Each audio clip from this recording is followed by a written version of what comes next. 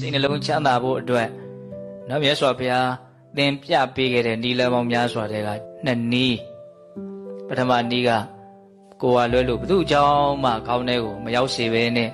ကိုယ့်အတွက်အရေးကြီးဆုံးဖြစ်တဲ့ကိုယ်အကြောင်းကိုပဲမှန်မှန်ကန်ကန်သိအောင်စဉ်းစားဖို့ဆင်ခြင်ဖို့ကိုယ်အကြောင်းကိုမှန်မှန်ကန်ကန်သိလို့ရှိရင်ကိုယ့်ရဲ့လိုအပ်ချက်တွေကိုနားလည်ပြီးတော့ကောင်းတဲ့ကောင်းအောင်ကြိုးစားရင်းနဲ့ကိုယ်စိတ်ကလေးလုံခြုံပြီးတော့ချမ်းသာမှုကိုရနိုင်တယ်ဟုတ်လားသူများအကြောင်းတွေကိုစဉ်းစားလို့ဖြစ်တဲ့ပူလောင်မှုပင်ပန်းမှုတွေကိုလည်းဖျက်ပြီးသားဖြစ်သွားမယ်နော်အများကြီးသက်သာရနိုင်တယ်လို့ထင်ပါတယ်အဲ့ဒီအရာကိုလိုက်နာနိုင်ရင်တော့ဟုတ်လားနောက်ဒုတိယနည်းရပါလေစိတ်ကိုပြစ္ဆုတ်ပံမှာထားနိုင်ဖို့ဟုတ်လားအတိတ်အနာဂတ်ကိုမရောက်စေဘဲနဲ့သတိပဋ္ဌာန်နည်းလမ်းကိုအသုံးပြုပြီးတော့ပြစ္ဆုတ်ပံဖြစ်စေတဘာဝတရားလေးတွေရဲ့ပုံမှာ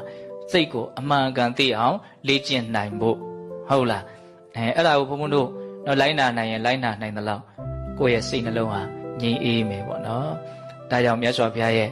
နော်စေဝါးတွေနဲ့တူတဲ့မှန်ကန်တဲ့ဒီနည်းလမ်းတွေကိုလိုက်နာကျင့်သုံးပြီးတော့နှလုံးစေဝါးငြိမ်အေးကြတဲ့ပုဂ္ဂိုလ်တွေဖြစ်ကြပါစေလို့ဦးဇင်းတို့ဆန္ဒပြုပြီးတော့ပြုလို့အထောက်အသောကုသိုလ်ကောင်းမှုအစွတ်စွတ်တို့ရဲ့စွမ်းတတ္တိကြောင့်